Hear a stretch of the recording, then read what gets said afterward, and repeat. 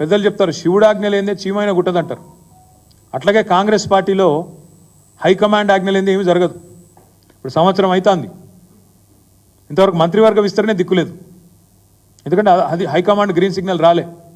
ఇంకా 6 పదవులు అట్లే పాపం సంవత్సరం నుంచి ఊరిస్తూ అట్లే మెయింటైన్ చేస్తూ ఉన్నారు.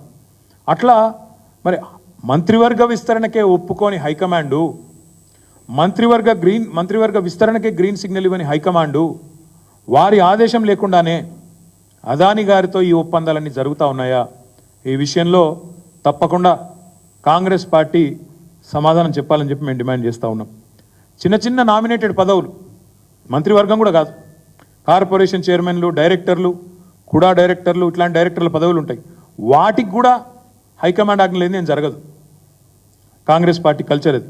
మరి అట్లాంటిది వేల కోట్ల ఒప్పందాలు, అది కూడా అదానీ లాంటి